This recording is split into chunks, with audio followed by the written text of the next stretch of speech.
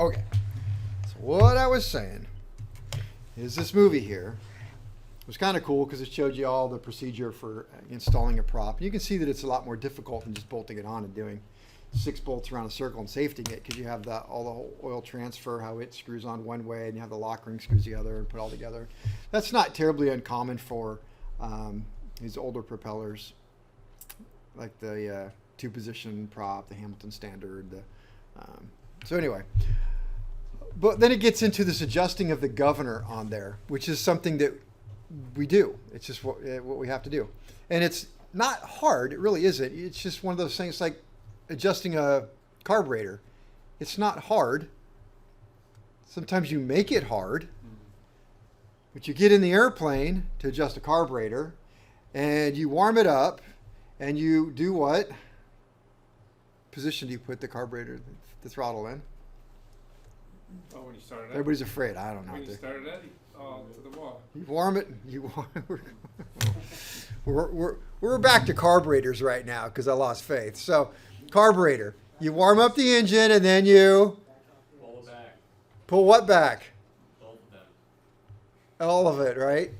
The mixture. No. Going to put the aircraft in idle. We're going to idle the airplane. We're going to idle the airplane? We're going to idle the airplane. You guys know what that is, right? Yeah. Where's idle? All the way back. Yeah, it should idle about what RPM? 650. 8,000. Okay. Yeah, somewhere between like 550, 650, 7, depending. 7's a little high. What happens if you set the idle speed too high on an aircraft engine? It'll idle too high. He is correct. If you set the idle speed too high, the airplane will, in fact, idle too high. So he's not wrong. He's not. Do you have a source on that? Yeah, Nick, you just said it. What happens if it idles too high? I'm applying automotive, but I don't think it works with aircraft. You have a problem with D-swing, but with an idle cutoff, you've eliminated fuel, so it should shut down. Okay. I kind of learned something. I didn't know that would happen. When you're at high RPM settings, it'll be too lean. There'll be too much air coming in. So let's take your theory. If it idles too high, it runs too lean. So when I take the center line, I'm about ready to take off. As I add throttle, the first thing it does is go super lean on me. Is that correct? No. Well, when I adjust the idle speed, isn't it just turning that little screw and making the lever, the black lever, go forward more? It is, yeah. Idle speed is just when you pull back on the black knob. You're with me, right? Yeah. Okay, he looks at me like he went away from it. When you not picking on him, he's actually only paying attention. So when you pull the black knob all the way back or the lever all the way back, it's just a screw out of the carburetor that keeps it going back any further, right? Okay, so keep screwing it in, just keep on forward. So back to the question: what happens if it's idling too fast? Fuel consumption. Off idle ports are The off idle ports. fueling the engine. If you let your foot off the brakes, it's going to take off. He's close. What happens if you idle your car too fast? Have you guys ever have a car that just idled really fast? No, because your mom buys you all really nice cars.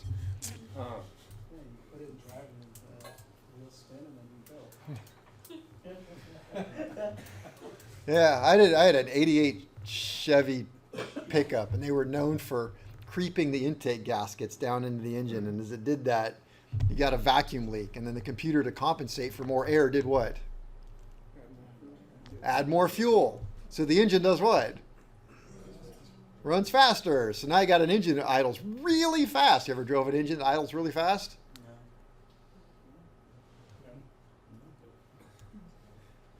Do tell us. It's hard to stop. Okay. You need both feet on the brakes to come to a stop sign. Creeping floor mats will do that also. Yeah. All right. So what happens if the airplane idles too high? It's hard to stop it. You're coming in for a landing, but you can't pull the throttle back. And you want it to go slower, but it doesn't. So now you have high landing speeds. It's hard to land. You're going to burn up the brakes. You're going to have all kinds of problems. Is this going into that story you were telling us earlier? No, but it could. I wish I would have pulled up because it was really good photos. I saw it on, Security for the mechanic. huh? The job security for the mechanic, because if the brakes are hot, you gotta replace. I gotta replace tires. Okay, so yeah, now we're getting way off topic, but I did see a post on social media. Some guy was very proud of what he was doing for that day. He was changing wheels, tires, and brakes. I think just tires and brakes on an aircraft. They had caught on fire because a hose clamp came off of the engine where it holds the carburetor heat box on, and it got sucked up into the intake, and it got lodged around the throttle valve. And so as he tried to pull the throttle back, it wouldn't because there's a hose clamp in there. So the guy landed with full power and applied the brakes all the way down the runway until everything caught fire, but he stopped. Of course, then somebody said, why didn't you just turn off the engine or pull the mixture back? But anyway, back to our problem at hand that nobody knows how to adjust a carburetor. So adjusting a carburetor, we go out, we warm it up, we put it in idle, which is pulling which knob back? Black knob, and then we reach over and grab the red knob and we pull it back until it dies. Then we look at the RPM. What should it have done? Rise 50 RPM and then die, which indicates it's on the rich side of best power. Remember something about that? I probably didn't mention it, but I did last year. So that's something that you do a lot as a mechanic. It's just routine. So in much the same way, and it's not hard, right? If you don't get that rise, what do? I know, we run the engine up, we go out there, we turn it till it runs a little faster, back, right? No. You shut the engine off, you take the key out, you get out of the airplane, you go around, and if it didn't get a 50 RPM rise and drop, what do? Back out the mixture screw a little bit. Get back in the airplane, start it up, idle it, pull the mixture back. It's not hard, right? What's that? Rinse and repeat over and over. Am I losing you guys or just? I'm here. I'm worried. Maybe half of you are like, yeah, I got it. What's the problem? But the other half are like, this is new. Is this on the test? It is now. So we do the same thing with the prop governor. You start the airplane up, you go out, you pull the prop all the way back. It should get a 50 RPM rise and die, right? Okay. Don't write that down. We go out, we warm the engine up, run the aircraft up to wide open throttle. You have to be careful, it's turbocharged, you might not be able to do that. But otherwise, put your feet on the brakes, throttle all the way forward, and their RPM should do what? Right up to red line. What if it goes over red line? You better pull the RPM back. You better pull the throttle back a little bit. All right, it goes over red line. You got to shut the airplane down, and you got to adjust the governor. If it's a Macaulay, we're talking Macaulay, you got to adjust the governor. All you have is a little stop screw. It's like a carburetor, but some of you don't get that reference. But all it does is it limits how far the blue knob goes forward. And these blue knobs and red knobs are on what are called a vernier control. Throttle is not usually on a vernier control. It goes in, it goes out. It's a pushy pull. But all the other ones actually have a vernier control where there's a lock on it. You can push the lock and you can go all the way forward, all the way back, or you can twist it and it unscrews and it screws back in. It's for micro controlling something. Because when you're trying to adjust your RPM by just 50 RPM, it's very hard to move back and forth. You can twist it. So that little stop screw on the governor, all it does is makes it so the blue knob doesn't go in as far or further if you want it to. So if we ran it up and we're 50 RPM too high, tighten the screw, make the cable go back a little bit. If it's running 50 RPM too slow, what do? Don't do a damn thing. If it's running 50 RPM too slow, I wouldn't do anything. Unless on a test flight. Because, here's the next part. Once you get it really close, you got to test fly it.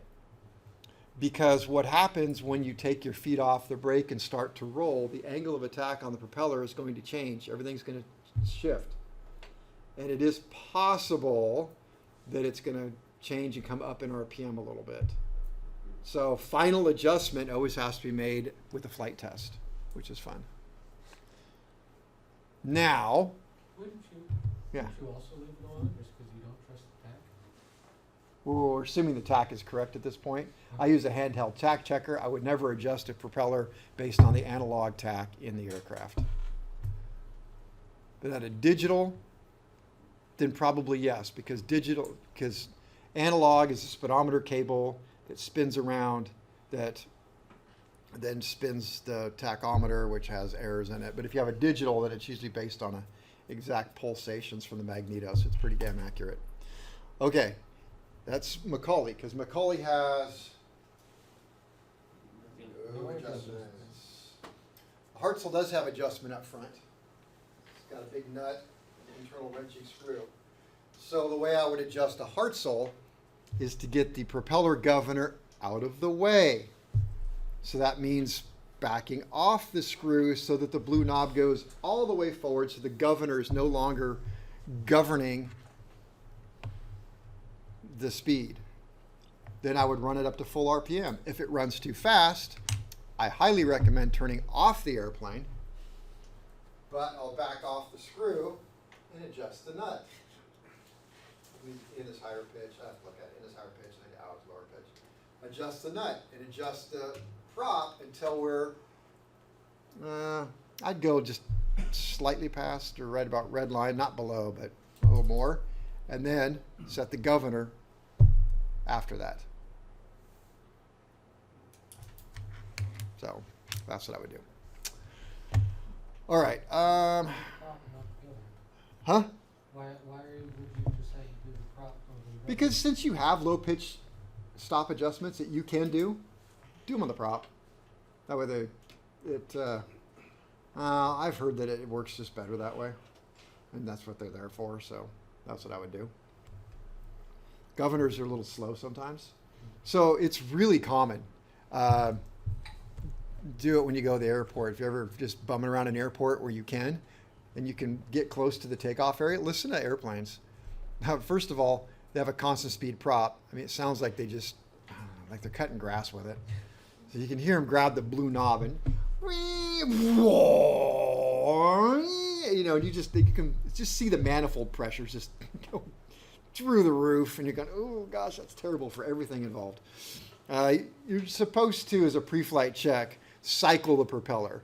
And what that does is, number one, it gets the governor, make sure everything in the governor is working.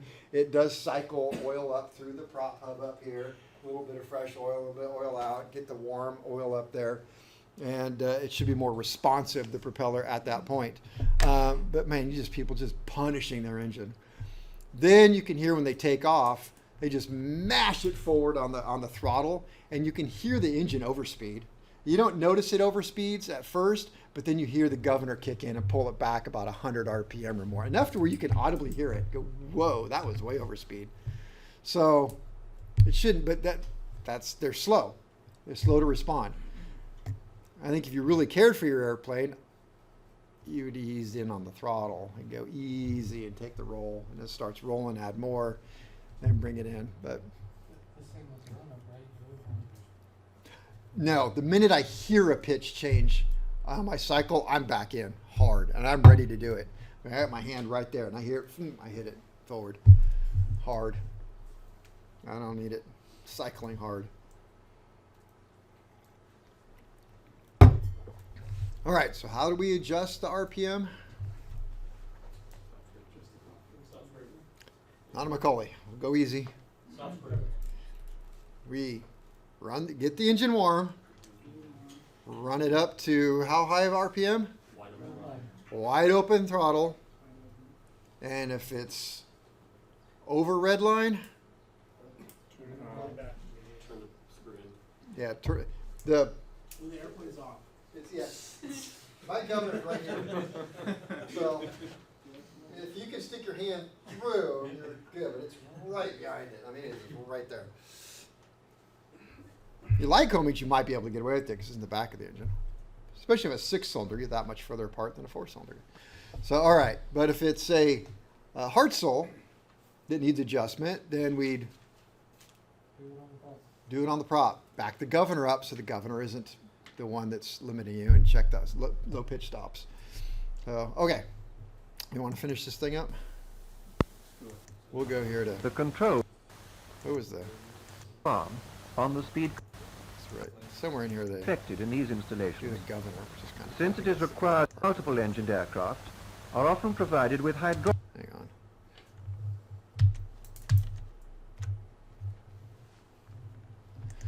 I have to stop. All right. I think we covered all of these, didn't we? Yes, sir. What's that? We were trying to take the test on Friday. Tried to take. Nah, we still got a little more to cover. But we covered all the props. Let's see here. All right. Let's go back through and let's see what I didn't get to because I went through it fast.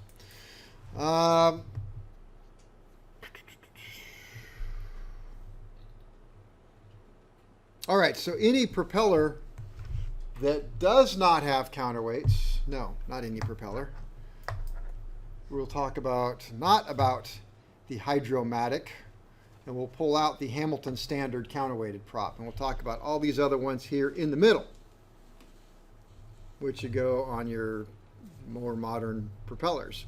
If it does not have counterweights, then it is most likely going on single or twin, single engine aircraft, and that means that it would be centrifugal twisting force causes the prop to go to low blade angle, and the governor is going to cause it to go to high blade angle. Let's turn it around now. If we have counterweights, centrifugal twisting force, high blade angle, and governor to low blade angle, except is it just centrifugal twisting force to drive it to feather? Typically no. See, high pitch. Counterweights and spring pressure. Counterweights, spring pressure. Air pressure, counterweights. Air pressure, spring pressure. So everything is, once you get into feathering, you're always going to have something else aiding it. So always look for that. You got a spring aiding it. You got something else aiding it. It's counterweighted. Yeah, like that. Counterweights. So it's got counterweights plus, what does that one have? Springs. Spring. Hartzell generally has counterweights plus Air. air pressure. All You right. mean is it the pressure spring that you're talking about on the flyweights? No, inside here. Right here. Big old spring inside here.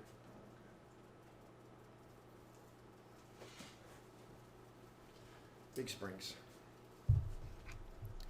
So the spring is going to assist the centrifugal twisting force. You don't want to just leave that all to itself. That'll be enough to feather. Yeah, you want to add something in there to help it go to feather. All right, so we got something helping it to go to feather. We got here. Oh, we got all that. Must be over here. All right, let's make sure we got everything. So we covered the Hamilton Standard, I think, quite well. The two position, which now became the counterweight, counterweighted constant speed. Let's see here.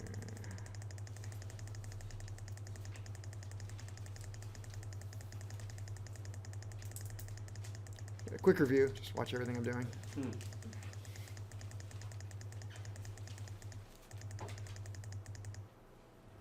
There we go. This one here.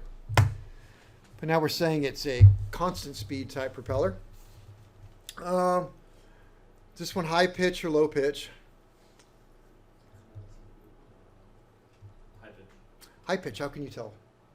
The piston, the cylinder's down. Because you're noticing all this exposed piston here. So what position did this like to be shut down in? High pitch. High pitch. What position should we always start the aircraft in, though? Low pitch. It's really hard on them, and it just doesn't even sound right.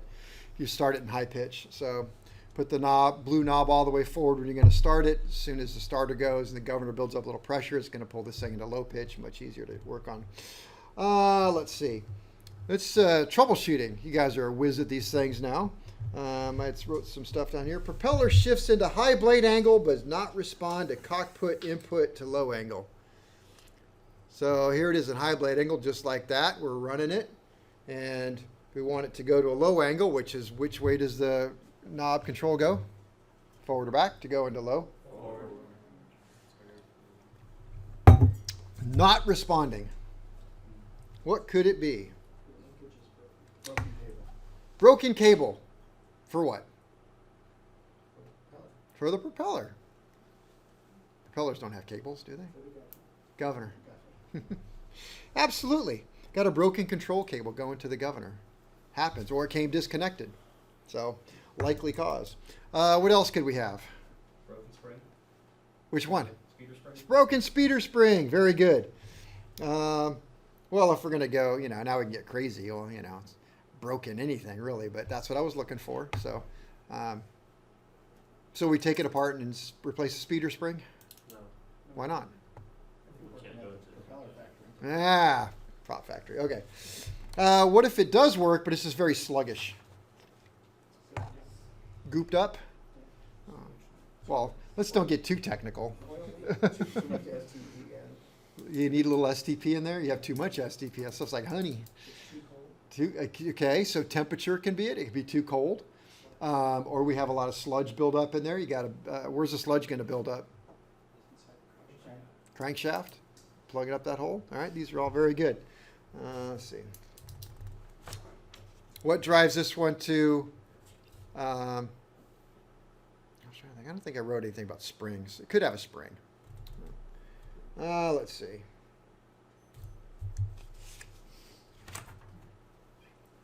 Macaulay. A Macaulay prop.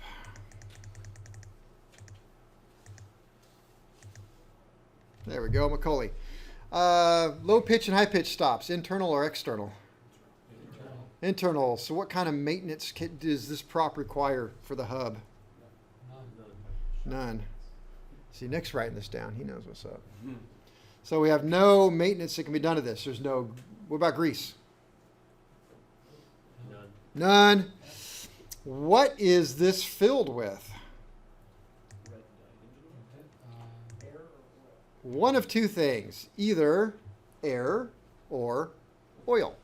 How can you tell which is which? Well, the easiest way to tell is with everything, with everything props. See, it's like prop people, see, they're different than us. And they know it.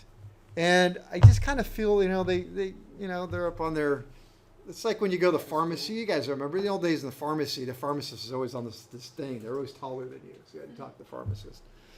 See, that's prop guys. You go in the shop and they're all elevated. They look down at you. What can I do for you? Sir, I'm just a lowly A&P and I have brought you this prop, sir. Do you know how to read? And so they know, they don't even think we know how to read.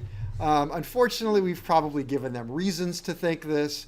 So they don't even trust us to even use the book.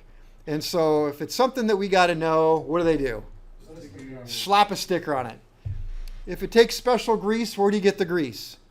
The sticker. They're going to hand it to you. Yeah. And they're going to put a sticker. Just use only the grease that I gave you. So it's either filled with air or filled with oil. If it's filled with oil, it's going to have a sticker to tell you that it's got a sticker that is filled with red dyed oil. So is that the engine oil? What? It is not part of the engine oil. If it was, when you change the engine oil would be all red, and then you'd have to replace the dye. So that doesn't work that way. So if it's filled with red dye, it will be a sticker says red dye. If it's filled with air, there's two giveaways. One, you won't have a sticker. And two, you have a little vent. It's called a spiral vent, which really just looks like a roll pin to me. And it's very small. They're hard to see. You got to kind of look for it, but they're shoved in there and it vents it. So if it's vented like that, then it's, I guess, not filled with oil. So therefore, it would be greased, but you can't change the grease. So, all right, the non-counterweighted.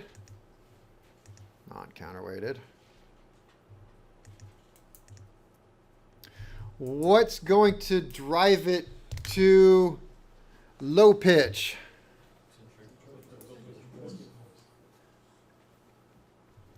And spring, a big old spring right there pushing forward on it. And what's going to drive it to low RPM high pitch? Governor oil pressure acting on the front of the piston, pushing it back against the spring and against the centrifugal twisting force. So if we lose oil pressure, the prop will go to low pitch all the way forward. What if the speeder spring broke?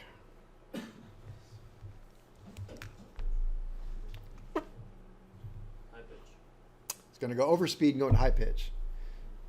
So a pilot complains, hey, my prop went to like high, my manifold pressure kind of went low on me and the RPM went low and I couldn't change my pitch anymore.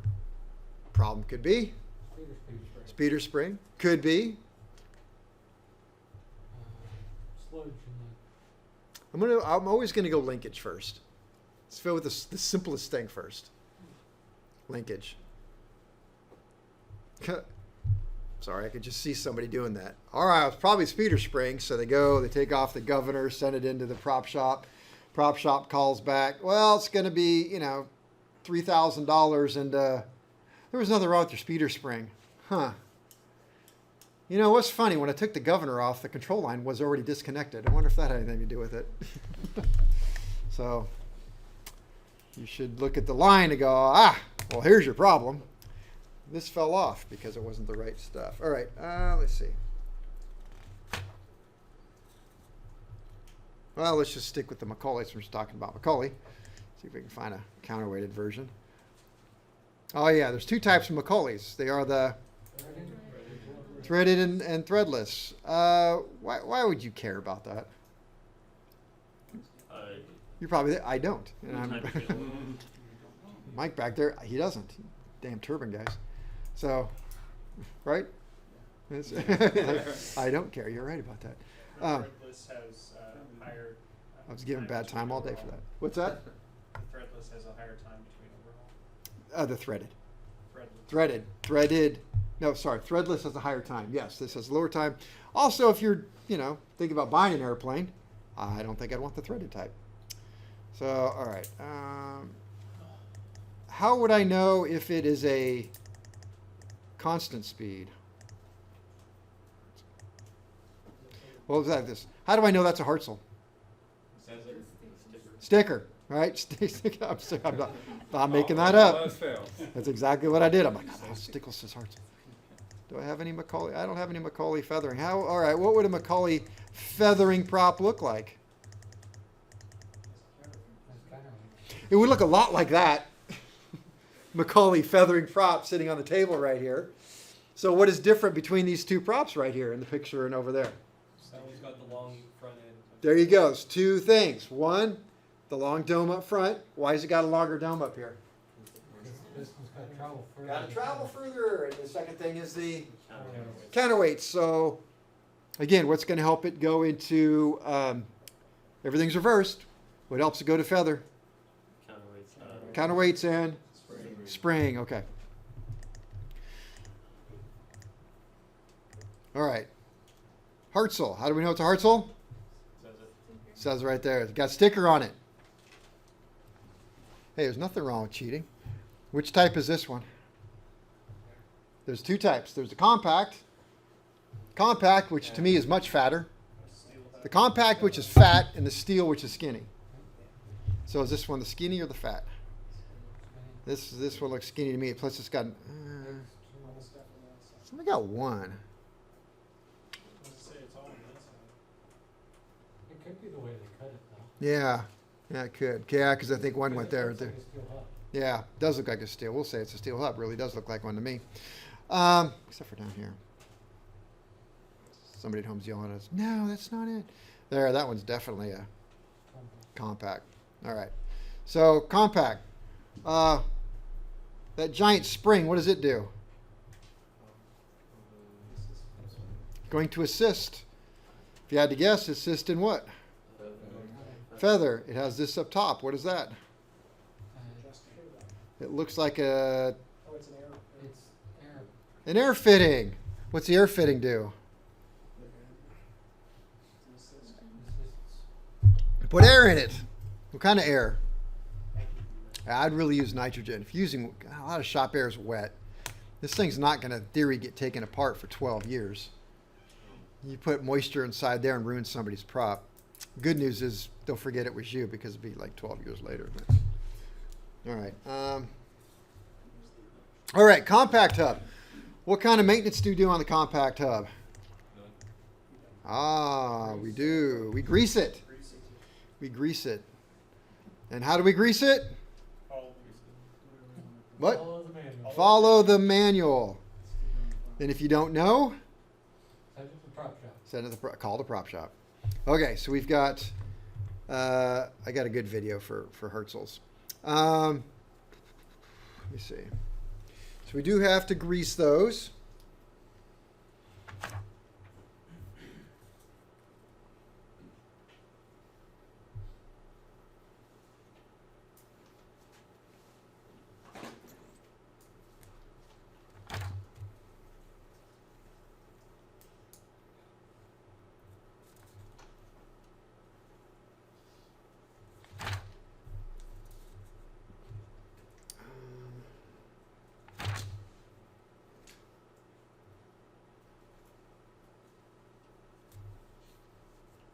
What happens if the air pressure is too low? Well, let me back up. You do have to check the air pressure on this. And the air pressure is temperature dependent. So you have to match the pressure that's in here with the calibrated gauge, and you check it with the ambient temperature, and there's a chart. Where am I going to find that chart? Prop manual. Probably yes. Where is an easier spot to find it? There's a sticker. The prop guys don't trust us. If it's something we got to know, they're going to put a sticker on it. That's almost, I'm having a hard time finding a counter example to that one. It's always going to be a sticker. Don't do this. Don't touch that. Is the sticker approved data? Actually, they usually have a number on it too. Like a part number. Yeah, like this is Alpha 2230-9 part number. So, although springs are installed, disassembly being accomplished only in accordance with McCall instructions. That's not necessarily approved data, and they didn't put a number on here because they kind of figure if you don't want to follow the sticker instructions, the consequences will take care of themselves. You'll either learn how to never do that again, or you'll have done it and then not have a problem. So I guess that's the way that works. Okay, so there is a sticker that tells you inside the hub exactly what the temperature and pressure should be. Yes, it will definitely be in the manual because that's where that comes from. But manuals, a lot of us, you don't have manuals for props since we don't really do much to them other than that. So, all right, we'll look at, okay. So if the prop doesn't feather, could be that air pressure's too low.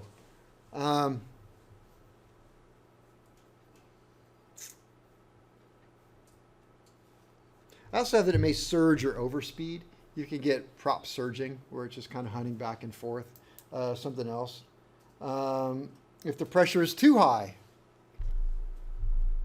what's the opposite of feathering? The governor won't be able to overcome it. Well, it's kind of funny here. So I got this right out of the book, and it was about props. But as I'm looking at it, I'm like, I kind of have a problem with this. So the air pressure is about 150 psi, give or take. Follow the chart on the hub. If air pressure is too low, one, it may not feather, which indicates air pressure helps it to feather, and may surge or overspeed. An overspeed is the opposite of feather, which is kind of a weird statement. And then it says if air pressure is too high, you would think that it would then overspeed, but it says may not reach full RPM, which indicates that it's off its low pitch stops, and may feather when shut down on the ground, which indicates again that so I'm not so sure about these troubleshooting tips here. I like the may not feather. I'm going to go with that one. May not feather. Let's see. Hamilton Standard, we talked about that one. Talked about that. There we go. These two things to talk about. All right. So let's talk about feathering now. And I keep mentioning that feathering an engine while on the ground or starting it, it's all bad. So we have a feathering propeller. And what causes a propeller to go to a feathering prop? Cause it to go to low blade angle, high RPM, flat. I don't want to say engine oil pressure because if we talk about the big one, the Hamilton Standard, you have engine oil pressure and then governor pressure. So I want to be specific. So is it engine oil pressure or is it governor pressure? So it's governor pressure keeps it in the low blade angle. So as I'm shutting down the engine, what's going to happen to that oil pressure? Decrease, and it would tend to feather because we'd have air and a giant spring in here. And, you know, look at the blade angle, this one over here. It's practically in feather because it's setting this way. But if I put it down, it's low blade angle. So we have to talk about what keeps this from going into a feather when we shut down. They have latches. So there are different types of latches. I don't think I have a picture of latches. Some latches are real simple to figure out. The steel hub, the Hartzell steel hub example we have that has the ugly blue blades on it. The blue, yeah, with the de-ice boots. The PT6 is easy to see half. Half, I know, but then like the half is missing, so it doesn't work. So the blade, the lock on the blade is there. So on the one that's by the lab that has the blue blades, it's got the rubber boots on it. If you look in there, it has pins that are kind of like this. So the prop is going around this way, and so the pins will come in this way. And so with some springs and as centrifugal force, when the prop speeds up, these will lift out of the way. And there's a lock on the blade that allows the blade to go through its full range of motion. So once you reach a certain RPM, those centrifugal locks just pop right out, and the blade can go through its whole range. You don't see that on the Macaulay, they're internal. Now, unfortunately, the example we have, there's no data on it. You're not going to find anything other than it's the oil type, and that's all you'll find. It takes a lot of thinking to figure out how it works. And again, it's antiquated, so it's really, I don't think you'd ever find that on a prop. And if you did and you send it in for overhaul, the first thing they'd say is, well, you need a new prop because you got the old system. So it's really not important to me if you understand it or not. Although it's kind of weird. Oil basically comes through the front, goes through a little hole, hits a plate, and the plate pushes back, and there's these latches that are this way, and it kind of pulls it in. So with oil pressure, it pulls the latches in, more or less. But otherwise, what you're going to see on most of these propellers is some sort of centrifugal locking mechanism. So when the propeller is below a certain RPM, these latches will roll in, they're spring loaded to come in and lock in the propeller from going into some sort of feather. But you have to kind of think the whole thing through now. And you're thinking, well, we not only, one, need these latches to work when we're shutting down on the ground, but we also need these latches to not work when we're in the air, and should we start losing power and you're a little bit slow to respond to the propeller and go, whoa, wait a minute, the engine's dying, I got to figure this out. Okay, wait a minute, which one is it? Crap, now it's too slow and I can't feather it. Well, you can't have that happening. So the feathering latches are going to engage at a reasonably low amount. I'm going to say well below 1,000. And in flight, it's pretty hard to get a windmilling propeller to go below 1,000. So you're kind of safe in flight. So if on the ground you want to feather an engine, which we have to do because we do it for maintenance, is you've got to bring the RPM up past the engagement of these locks. So you got to go into like 1,000 RPM, a little bit more. And then you go ahead and pull the blue lever, go all the way to high pitch, low RPM, past the detent, lift it up, go around, whatever, pull it all the way back, and it's going to start, whoosh, it's going to go into feather, reach over, grab the mixture, and yank it back, and you'll be in feather about that fast. So the answer is to keep the propeller from feathering on the ground, it has feathering latches that will disengage above, we'll say 900 RPM. Or disengage. The book mentioned also an inertial latch. It says on your. Yeah, it said there's, like that book says there's three. Yeah. Like the inertial, the oil, and that's all the information I can get. I don't have an example. I couldn't find a book anywhere. Okay. I got nothing. In fact, if it wasn't for the fact that we have an example of the oil one, we'd never know about that one. So. All right, is there break time? I think it is.